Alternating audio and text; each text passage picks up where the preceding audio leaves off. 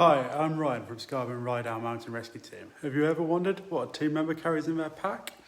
I've come to our base to show a look at the kit that we take with us on every call out.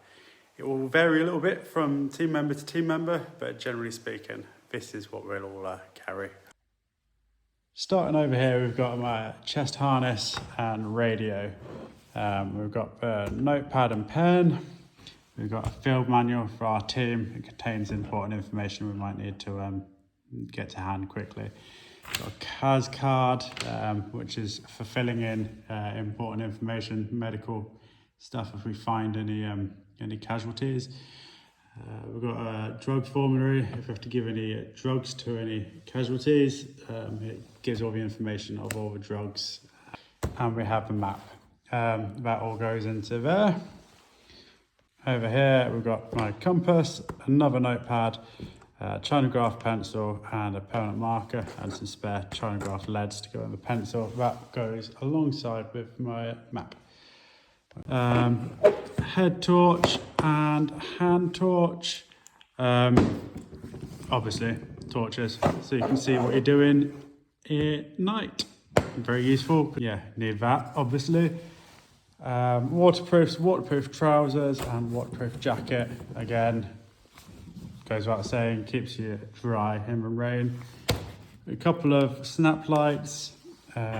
This is sort of a just in case kind of bag that we all sort of carry. Different people have different things.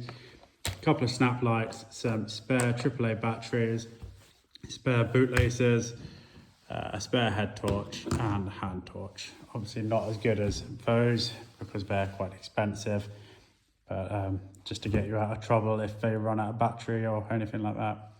And that's the little bag that they go in.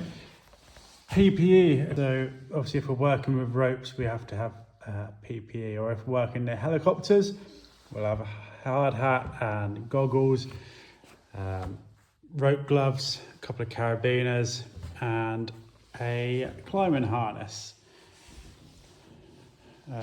Medical stuff, so different people will have different medical stuff. So this is, I'm a RRMT, I used to be called CAS carer, but they're RRMTs now.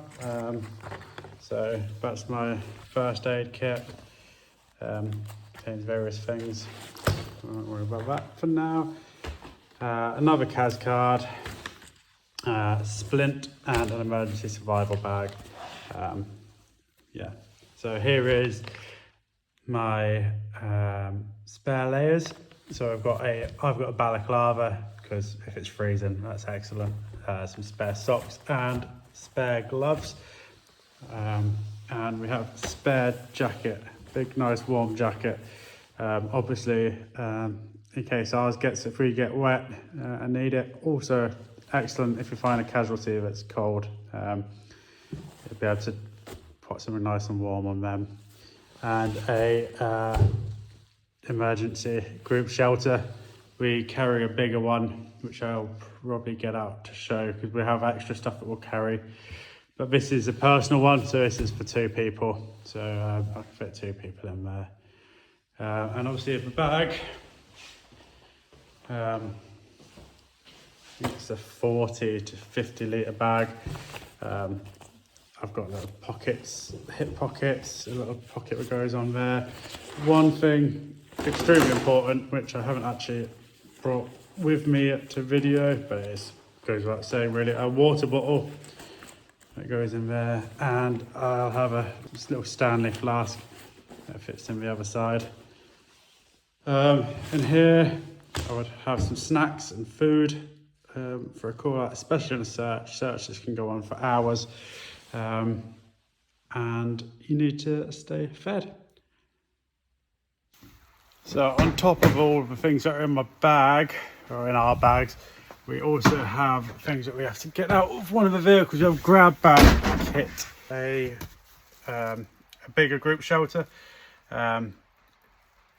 It will hold a lot of people. I can't remember how many exactly, but it can fit a lot of people underneath it to keep you dry from the elements. Obviously, if it's howling down with rain and freezing cold or snow,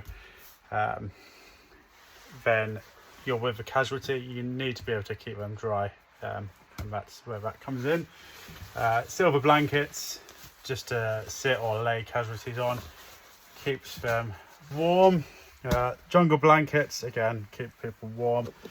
And a nice woolly hat, very warm.